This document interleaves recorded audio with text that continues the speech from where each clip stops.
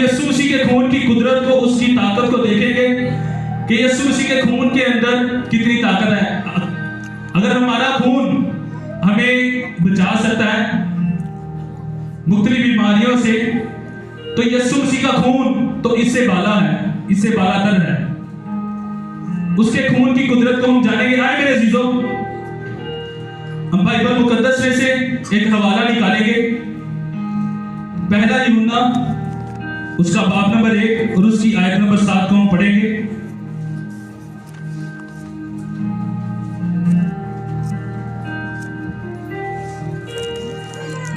जो भी निकाले वो जरूर पढ़ने में रहनुमाई करें।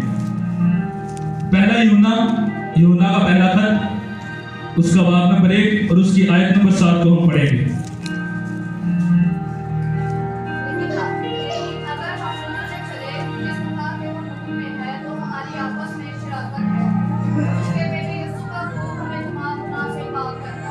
आमीन। और उसके बेटे यीशु मसीह का खून हमें तमाम गुनाहों से पाक करता है। मेरे अजीजों, गुनाह एक ऐसी चीज है जो कि इंसान का अपना खून उसे नहीं बचा सकता। हम मेरे अजीजों देखते हैं कि गतसमनी के बाग के अंदर जब आदम और हवा ने गुनाह किया, तो वो गुनाह की जो लानत थी वो उनके खून के ही अंदर आई थी। इसलिए खुदा का बंदा बुजुर्ग दाऊद कहता है कि मैनू विच गुनाह दे जमया मेरी माई, मतलब कि मैं अपने माँ बाप से गुनाह की पैदाइश में जन्मा हूं। और वो जो मेरे अजीजों लानत थी जो आदम के खून के अंदर आ गई थी, और वो मेरे अजीजों लानत नस्ल दर नस्ल जितने भी इंसान इस दुनिया के अंदर पैदा होते हैं उनके खून के अंदर वो लानत भी चलती है। वो लानत भी चलती है और वो गुनाह भी चलता है इंसान के खून के ही अंदर। और मेरे अजीजों, हम बाइबल मुकद्दस में एक खास चीज को देखते हैं कि शरीयत के अंदर खुदा ने बनी इसराइल को खुदा ने मना किया था कि तुम जब जानवरों का गोश्त खाओ तो तुमने खून नहीं खाना। अहबार उसका बाब नंबर 7 और उसकी आयत नंबर 26 और अहबार उसका बाब नंबर 17 और उसकी आयत नंबर 11, इन दोनों जगहों पे मेरे अजीजों लिखा हुआ है खुदा ने बनी इसराइल को मना किया था कि तुम खून ना खाना हरगिज। जब किसी जानवर का गोश्त खाओ तो उसका खून ना खाना। किस लिए खुदा ने मना किया था? एक तो खास वजह यह भी थी कि इंसान के खून के ही अंदर उसकी जान भी होती है, इसलिए खून बहने के सबब में इंसान मर जाता है। और दूसरा मेरे अजीजों, इंसान के खून के अंदर वो जो लानत है वो नस्ल दर नस्ल चलती है, और जितने जानदार भी होते हैं उनकी बीमारियां भी उनके खून के ही अंदर होती हैं। इसीलिए मेरे अजीजों, खुदा ने इस बात को सख्ती से मना किया था कि तुम जानवरों का खून ना खाना। मतलब कि अगर किसी जानवर का गोश्त हम खून के साथ खा लें तो उसकी बीमारियां हमारे अंदर भी आ जाएंगी। और ये खास तौर पे हम सभी को चाहिए, जब हम इस तरह की कोई चीज घर में लेके आए तो उसे अच्छी तरह से धोना चाहिए, नहीं तो आप भी उन बीमारियों का शिकार हो सकते हैं। इसलिए खुदा ने कौम बनी इसराइल को मना किया था कि तुम जब जानवरों का गोश्त खाओ तो उनका खून नहीं खाना और ना ही पीना।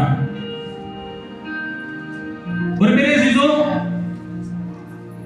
हम देखते हैं कि जब खुदा ने बनी इसराइल को इस बात के लिए मना किया था कि तुम खून ना खाना और ना पीना, और मेरे अजीजों, हम देखते हैं कि आज से 2500 साल पहले खुदा यीशु मसीह ने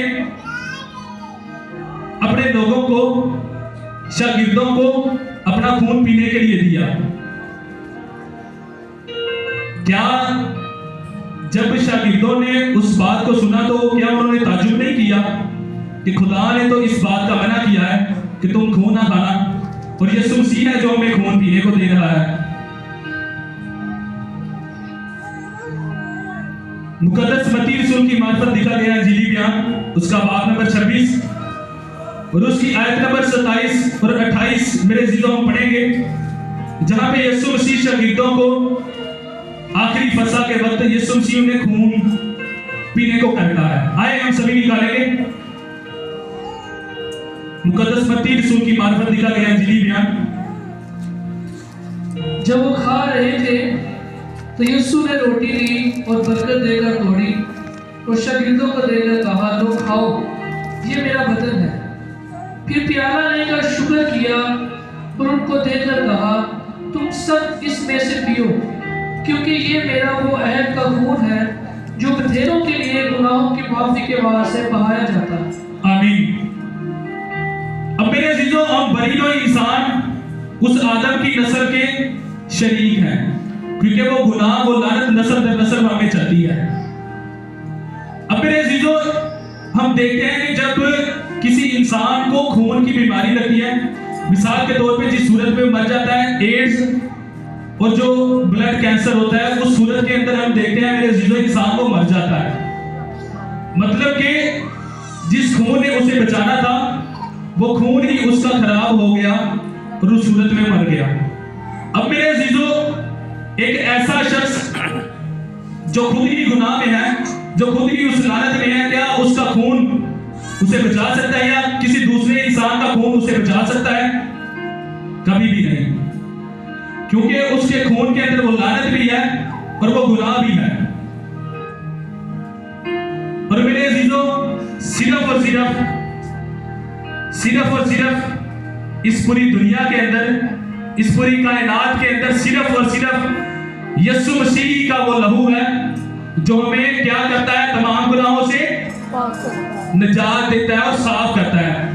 क्योंकि मेरे अजीजों, हम देखते हैं कि यीशु मसीह का कोई जमीनी बाप नहीं था, इसलिए वो आदम की उस लानत से और उस गुनाह से पाक था। इसलिए मेरे अजीजों, यीशु मसीह का जमीन पे आना जरूर था, ताकि यीशु मसीह अपना वो खून जो पाक था गुनाह की लानत से और उस निशान से जो सजा की सूरत में उसे मिला था, उससे वो हमें पाक कर सकता था। इसीलिए यीशु मसीह ने मेरे अजीजों शागिर्दों को अपना खून पीने के लिए दिया और यीशु मसीह ने कहा कि ये खून का प्याला है, ये अंगूर का शीरा मेरा खून का नया अहद है जो मैं तुम्हें पीने के लिए देता हूं। और मेरे अजीजों, हम देखते हैं कि जब वहां पे शागिर्दों ने, क्योंकि उनका खून गुनाह वाला खून था और वो लानत वाला खून था, और जब उन्होंने यीशु मसीह के उस बेऐब खून को अपने अंदर दिया, तो मेरे अजीजों उस सूरत के अंदर उन्होंने उस लानत से, उस गुनाह से उन्होंने निजात पाई। और मेरे अजीजों, आज भी हम जब यीशु मसीह के खून को अपनी जिंदगी के अंदर मानते हैं, जब हम उसके कफारे के अंदर शरीक होते हैं, तो मेरे अजीजों हम भी उस गुनाह से, उस लानत से शिफा पाते हैं। मेरे अजीजों, आज हमें उस गुनाह से, उस लानत से बचने की कोई मेहनत नहीं करने की जरूरत, कोई रस्म, कोई रिवाज नहीं करने की जरूरत। सिर्फ और सिर्फ यीशु मसीह को अपना निजात दीना कबूल करने की जरूरत है और उस चीज में इकरार करने की जरूरत है कि ऐ खुदा यीशु मसीह, मैं इंसान गुनाहगार हूं, मैं उस लानत का शिकार हूं जो बनी आदम से चल रही है, और तेरा ही वो पाक लहू है जो मुझे शिफा अता कर सकता है। हालेलुया। क्योंकि उसने अपना बेशकीमती पाक लहू बहा के हम सभी को नहीं बल्कि पूरी दुनिया को उसने रिहाई बख्शी। हालेलुया। आए जोरदार तालियां उसके लहू के लिए बजाएंगे। मेरे अजीजों, उसका जो बेशकीमती पाक लहू हमें तमाम लानतों से तमाम रिहाई बख्शा है। हालेलुया। मेरे अजीजों, हम एक पुराने अहदनामे के अंदर एक वाकया देखते हैं, दो भाइयों का, काइन और हाबिल का। हम देखते हैं कि काइन ने अपने भाई हाबिल की क्या कर दिया था, कत्ल कर दिया था। और मेरे अजीजों, हम जब पैदाइश 4 बाब को पढ़ते हैं तो वहां पे लिखा है कि काइन का खून जमीन से पुकारता था खुदा को। काइन का खून जमीन से खुदा को पुकारता था। किस लिए? अपने इंसाफ के लिए। किसके लिए? अपने इंसाफ के लिए। खुदा जब मेरे अजीजों काइन को आवाज देता है तो खुदा उसे कहता है कि हाबिल का खून जमीन से मुझे पुकारता है।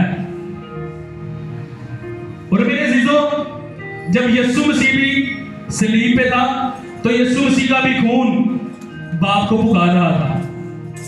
इसलिए नहीं कि वो इंसाफ चाह रहा था यीशु मसीह का खून, इसलिए कि वो हम सबके लिए ये दुआ कर रहा था कि ऐ बाप इनको मुआफ कर। उसने इंसाफ के लिए नहीं दुआ की, उसने बल्कि हमारे लिए इल्तिजा की कि ऐ बाप इन्हें क्या कर, माफ कर, क्योंकि ये नहीं जानते कि क्या करते हैं। और मेरे अजीजों, हम देखते हैं कि यीशु मसीह ने पूरे मसलूबियत के सफर के अंदर अपने जिस्म का एक एक कतरा बहा दिया था। किसके लिए?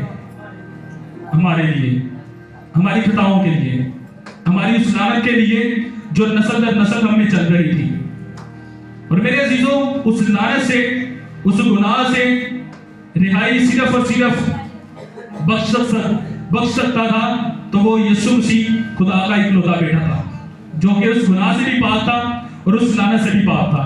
इसलिए मेरे अजीजों, यीशु मसीह ने हमें वो अपना बेऐब पाक लहू पीने को दिया, जो हम पाक शराबत की सूरत के अंदर यीशु मसीह का खून पीते हैं। और मेरे अजीजों, जब हम यीशु मसीह का उस खून को पाक शराबत की सूरत के अंदर पीते हैं तो मेरे अजीजों, हमारे जिस्म से बीमारियां भी जाती हैं जो नस्ल दर नस्ल लानत की सूरत में हमारे जिस्म के अंदर चलती हैं।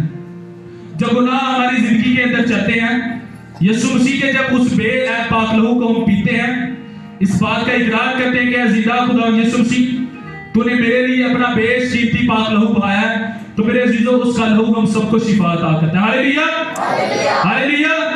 आए एक बार फिर यीशु मसीह के लिए तालियां बजाएंगे कि उसने अपना बेशकीमती बहाकर उस सोने कमरी के मुकाम पे हम सभी को शिफा बख्शी, ताकि हम उस लानत से, उस गुनाह से हम रिहाई पाए और हम उसके बेटे और बेटियां कराए लाएं। Hallelujah, hallelujah. खुदावंद हम सबको आज के पाक कलाम के वसीला से बरकत दे। आमीन।